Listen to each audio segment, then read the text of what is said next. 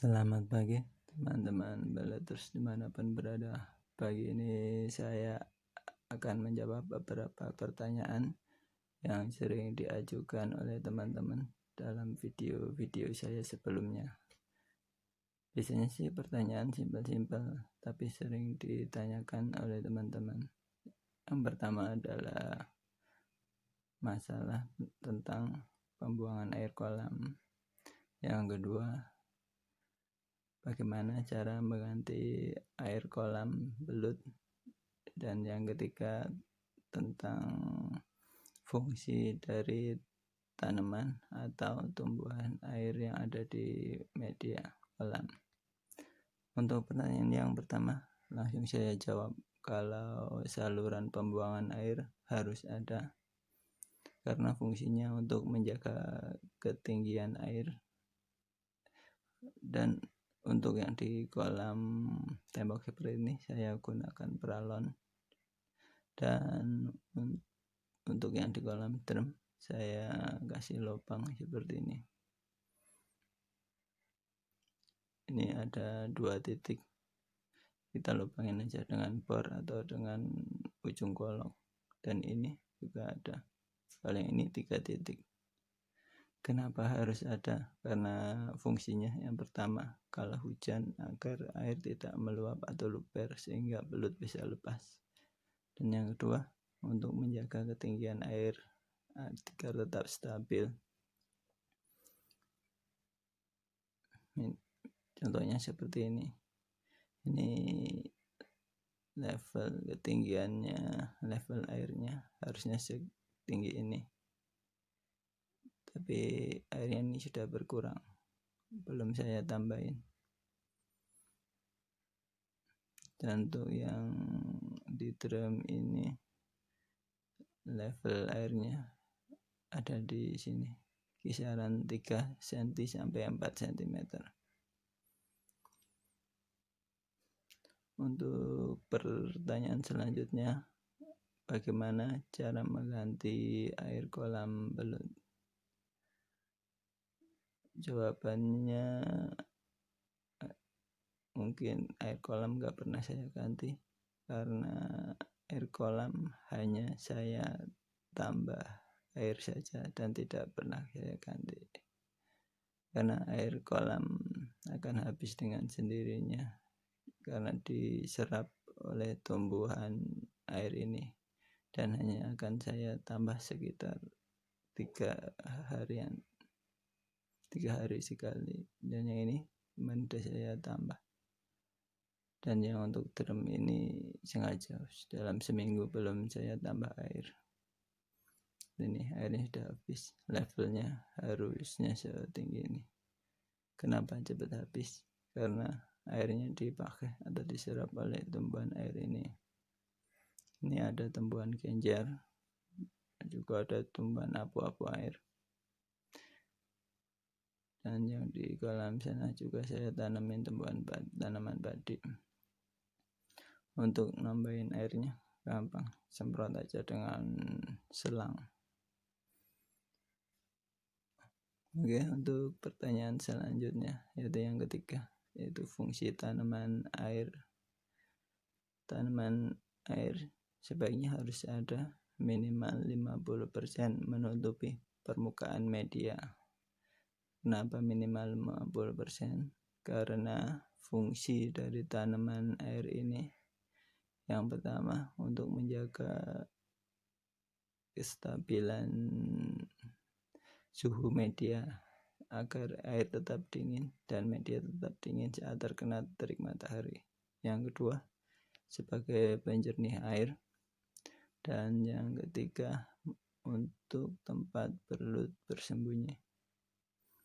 Biasanya lubang-lubang belut sering ada di sekitar tanaman-tanaman air ini.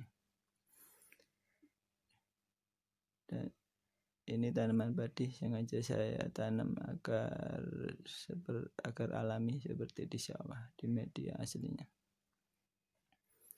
Untuk tanaman air sendiri fungsinya beda-beda. Yang paling baik menurut saya tanaman apu-apu air ini karakternya mirip sekali dengan tanaman enceng gondok, tapi secara visual untuk hiasan lebih menarik tanaman apu-apu air ini, karena enceng gondok kurang menarik bila ditanam di depan rumah seperti ini. Dan untuk kolam indukan yang untuk pemijahan yang seperti ini, saya sarankan menggunakan tanaman apu-apu air, karena selain berfungsi sebagai peneduh penjernih air, juga akar apu-apu air ini biasanya tempat belut indukan menaruh telur-telurnya, dan setelah menetas nanti anakan belutnya akan bersembunyi di antara akar-akar ini. Kalau untuk tanaman kinjar sendiri, ya saya tanam akar seperti di alam di sawah, dan bisa dimanfaatkan sekali untuk dimasak sebagai sayuran.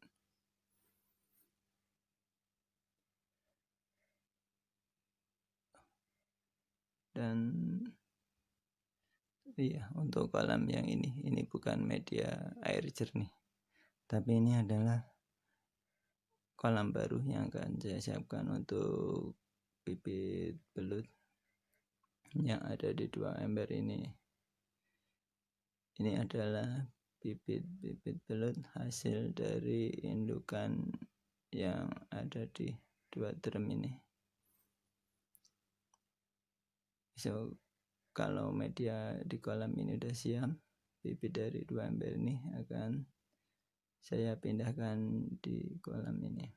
Nah, ketepung pisang dan air juga tanaman apu-apu ini fungsinya untuk menghilangkan racun atau zat yang kurang bagus dari semen, karena kolamnya baru dan masih baru. Tahunya nanti kurang bagus untuk pertumbuhan bibit. Jadi kemarin kolamnya saya gosok dengan ketepung pisang seperti ini, semuanya saya gosok muter berkali-kali. Setelah itu ketepung pisangnya saya rendam untuk beberapa hari ke depan agar kolam airnya, kolam semennya ini bisa steril dari racun atau ya kurang bagus dari semen.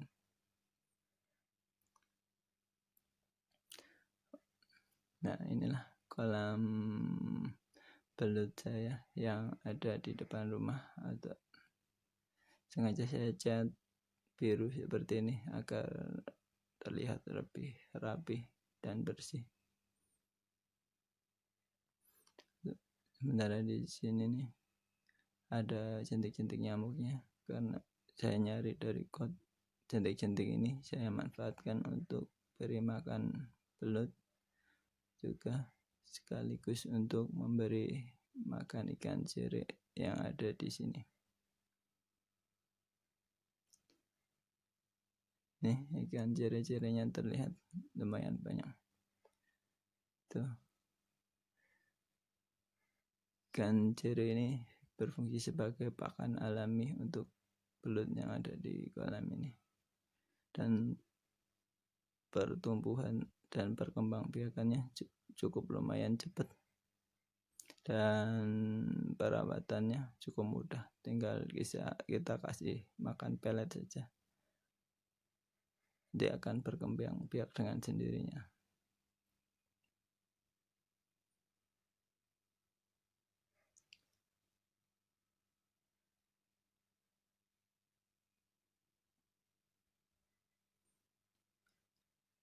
Ya, teman-teman mungkin yang kemarin nanya gimana cara menambah air dan juga membersihkan air kolamnya, kita semprot aja seperti ini,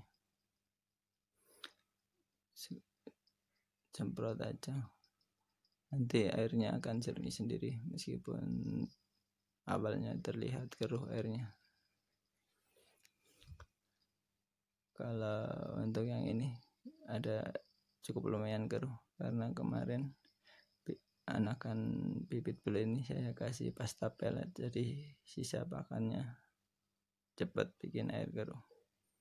Untuk bersihnya kita semprot seperti yang ini aja sampai airnya luber.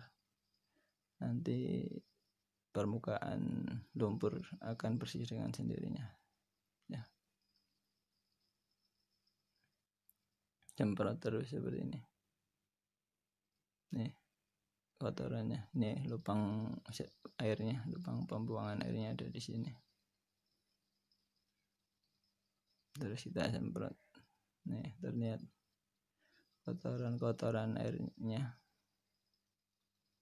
mulai kotorannya mulai naik ke atas dan itu mulai keluar terbawa air. Nah inilah cara saya membersihkan air atau mengganti air kolam belut. Cukup disemprot dengan air selang seperti ini. Nah, sama untuk kolam yang drum ini juga seperti itu caranya. Juga yang di kolam tembok sama.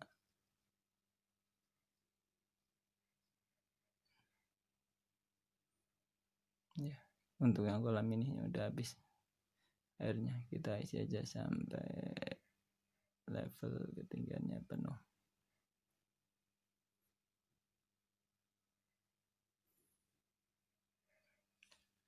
Oh iya, untuk teman-teman, seperti inilah kolam belut jaya yang ada di depan rumah. Mungkin bisa menjadi inspirasi untuk teman-teman membuat kolam belut sekaligus membuat untuk hiasan atau untuk memulai atau mencoba budidaya belut. Oke, mungkin segini dulu video saya. Semoga bisa menjadi inspirasi buat teman-teman semua. Jangan lupa like dan subscribe channel saya dan ikuti terus video saya selanjutnya. Terima kasih sudah menonton. Sampai jumpa.